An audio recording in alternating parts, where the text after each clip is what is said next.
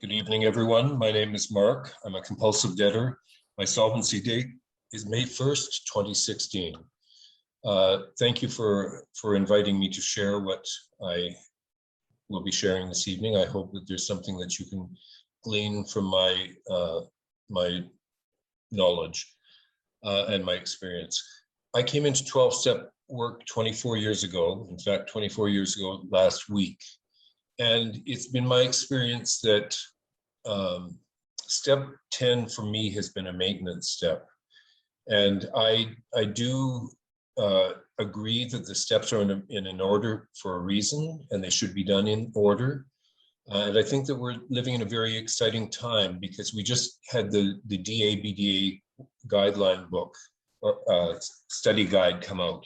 So if, with your permission, I'll just get you to sit for a moment with your eyes shut, and I would like to share the suggested 10th step prayer with you. So if we can have that moment now.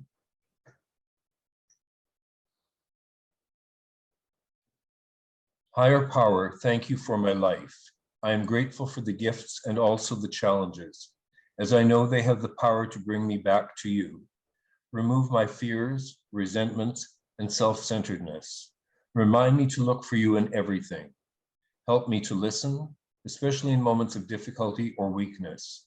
Give me the strength I need to carry on with integrity and accept life on life's terms. Now, I don't know how many of you have seen the step study guide, and if you haven't, I think it's a wonderful tool that we can use in our own recovery as well as the recovery of our sponsees. Right now, I am reworking the steps, and I'm doing a step 4 myself. And I see step 10 as a step to do maintenance on my recovery. So in the big book on page 84, it says, this thought brings us to step 10, which suggests we continue to take personal inventory and continue to set right any mistakes, new mistakes as we go along. We vigorously commenced this way of living as we cleaned up the past. We have entered the world of the spirit. Now, for me, I start the 10th step with my sponsees right from the beginning. And there's something that's shown on the screen right now, and I'm hoping that you all can see it. This is something that I do with my sponsees right from the beginning of working with them, because I believe that we, on a daily basis, can stop the mistakes we've already made. We don't have to have done our 4th step to stop some of the behaviors that got us into this program. So for me, every day, I list 5 things I'm grateful for. Now, what's showing on the screen was my 10th step from last night. So I put the date at the top, and I list 5 things that I'm grateful for. Then, and I have no problem with my higher power being called God. If you're a newcomer, please put HP or put sun or put nature, whatever your higher power is. Ask your higher power for help with something that you're struggling with. Then I put down 2 things that I forgive. I forgive a person, place, or thing for something, and I forgive myself for something. After that, I put down something that I've done well. And it doesn't have to be a major project. It can be just something that I did well that day. I also put down something that I could have done better. And if you're a newcomer, really be gentle with yourself on this, because we can beat ourselves up and this can become unhelpful if we're not careful. I put down whether I was of service, and I usually refer to service for myself anyway is 12-step service. I'm active in 3 fellowships right now, and the most active fellowship for me right now is DA. And then I write down whether I did track my numbers or not. And in my little book that I actually write this in, I write down my numbers for the day each day. So this is my way of doing a 10th with my new sponsees, and most of them send it in to me every day. And it's not because I need to check it or grade it. It's just to be accountable. And in my country, I grew up with a saying, and I'd like you to fill in the saying: practice makes, and I bet I would put some money on it that most of you said perfect. And in my teaching career, a number of years ago, I realized practice makes permanent. If you practice something wrong, it's always going to be wrong. If you practice something over and over again, it becomes part of your daily routine. So for me, every day I do this as part of my 10th step preparation.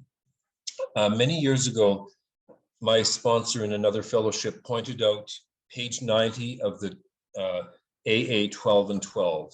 And I will never forget this as long as I have a memory. On page 90, it says, "It is a spiritual axiom that every time we are disturbed, no matter what the cause, there is something wrong with us." And for me, that word axiom is, I had never heard that word before. So I realized today that step 10 is not about me reconciling anything with anybody else. We've worked the first 9 steps. In step 4, I can put down who I blame and why I blame them. But in step 10, this is really, for me today, this is about me reconciling what I need to reconcile for myself. Many years ago, I was told that there are 2 things that will bring us back to our addiction. It's R and R. And in my country, R and R usually means rest and relaxation. But in my 12-step work, for me, R and R is resentment and reservation. So if I have any reservation that I'm a debtor, I can go back and do some more research. If I think I can go online shopping just for that one item and I'm not spiritually fit, I can go online shopping, and if I'm not spiritually fit, that can be the beginning of a spiral for me. The other thing, which I think in my experience, all programs agree, are resentments. And if we have resentments, those are the things that will drive my addiction. And it doesn't matter what fellowship I'm in. And in the money program, this has been my experience, that if I have a resentment, it's very easy to use that as an excuse to be inappropriate with my money or whatever it is that I'm dealing with in this program. I don't know if you have access to the 12 and 12 right now, but the little reading on page 48 of the DA 12 and 12 says, "Anytime we find ourselves driven by the emotional booby traps of anger, resentment, fear, greed, or a grasping ego, we can pause, step back, and think, assessing what is going on with us and where we are at fault." Again, for me, step 10 is all about my practice and the way I do things. So with that little list that I gave you a few minutes ago, for me, if I can be grateful for whatever I have, and it doesn't matter whether it's material things, it can be my work situation, it can be my recovery even. If I'm grateful for things and can acknowledge that, that puts me in a good mood to look at the other things on my list. I need to engage my higher power every day. And the mornings that I get out of bed and start running without engaging with my higher power, I'm running on my own self-will. My prayer in the morning is, God be with me, that I may, or God be present to me, that I may be present to you. It's simple, but for me, it works. God be present to me, that I may be present to you. If I'm just running on my own energy and my own self-will, that's what I'm running on. And that's what got me into DA. So for me, 1 minute, thank you. For me, I need to keep that inventory and look at what it is that I need to sort out for myself. And I will just get you to close your eyes, and I will repeat that suggested 10th step prayer. And that's in the study guide for any of you that want to see it. It's page 64. Higher power, thank you for my life. I am grateful for the gifts and also the challenges, as I know they have the power to bring me back to you. Remove my fears, resentments, and self-centeredness. Remind me to look for you in everything. Help me to listen, especially in moments of difficulty or weakness. Give me the strength I need to carry on with integrity and accept life on life's terms.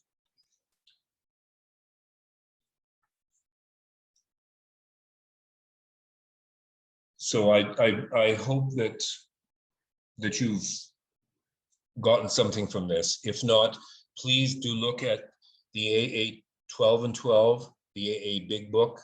Look at the the DA 12, 12 and 12, and also see if you can get access to the study guide, because it really is a very helpful tool for my own recovery and also the recovery of my sponsees. Thank you.